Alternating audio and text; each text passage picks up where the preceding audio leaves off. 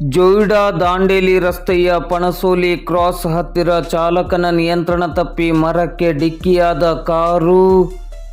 ಚಾಲಕನ ನಿಯಂತ್ರಣ ತಪ್ಪಿ ಕಾರೊಂದು ಮರಕ್ಕೆ ಡಿಕ್ಕಿಯಾಗಿ ಓರ್ವನಿಗೆ ಗಂಭೀರ ಗಾಯವಾಗಿ ಇನ್ನಿಬ್ಬರಿಗೆ ಸಣ್ಣಪುಟ್ಟ ಗಾಯವಾದ ಘಟನೆ ಜೊಯ್ಡಾ ದಾಂಡೇಲಿ ರಸ್ತೆಯ ಪಣಸೋಲಿ ಕ್ರಾಸ್ ಹತ್ತಿರ ಭಾನುವಾರ ತಡರಾತ್ರಿ ನಡೆದಿರುವ ಬಗ್ಗೆ ಇಂದು ಸೋಮವಾರ ಬೆಳಿಗ್ಗೆ 5 ಗಂಟೆ ಸುಮಾರಿಗೆ ಮಾಧ್ಯಮಕ್ಕೆ ಮಾಹಿತಿ ಲಭ್ಯವಾಗಿದೆ. ಜೊಯ್ಡಾ ಮತ್ತು ದಾಂಡೇಲಿಗೆ ಪ್ರವಾಸಕ್ಕೆಂದು ಕೋಲಾರದಿಂದ ಬಂದಿದ್ದ 4 ಕಾರು ಜೊಯ್ಡಾ ಕಡೆಯಿಂದ ದಾಂಡೇಲಿಗೆ ಬರುತ್ತಿರುವಾಗ ಚಾಲಕನ ನಿಯಂತ್ರಣ ತಪ್ಪಿ ಪಣಸೋಲಿ ಕ್ರಾಸ್ ಹತ್ತಿರ ಮರಕ್ಕೆ ಡಿಕ್ಕಿಯಾಗಿದೆ.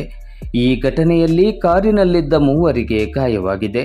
ಗಾಯಗೊಂಡವರನ್ನು ತಕ್ಷಣವೇ ದಾಂಡೇಲಿಯ ಸಾರ್ವಜನಿಕ ಆಸ್ಪತ್ರೆಗೆ ಚಿಕಿತ್ಸೆಗಾಗಿ ಕರೆತರಲಾಗಿದೆ. ಗಂಭೀರ ಗಾಯಗೊಂಡಿದ್ದ ವಿಷ್ಣುವರ್ಧನ್ ಕೃಷ್ಣಪ್ಪ ರೆಡ್ಡಿ ಎಂಬವರನ್ನು ಹೆಚ್ಚಿನ ಚಿಕಿತ್ಸೆಗಾಗಿ ಹುಬ್ಬಳ್ಳಿಯ ಸುಚಿರಾಯು ಆಸ್ಪತ್ರೆಗೆ ಕರೆದೊಯ್ಯಲಾಗಿದೆ.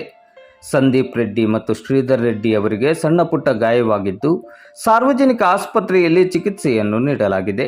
ಸ್ಥಳಕ್ಕೆ ದಾಂಡೇಲಿ ಗ್ರಾಮೀಣ ಪೊಲೀಸರು ಭೇಟಿ ನೀಡಿ ಪರಿಶೀಲನೆಯನ್ನು ನಡೆಸಿ ಮುಂದಿನ ಕ್ರಮವನ್ನು ಕೈಗೊಂಡಿದ್ದಾರೆ.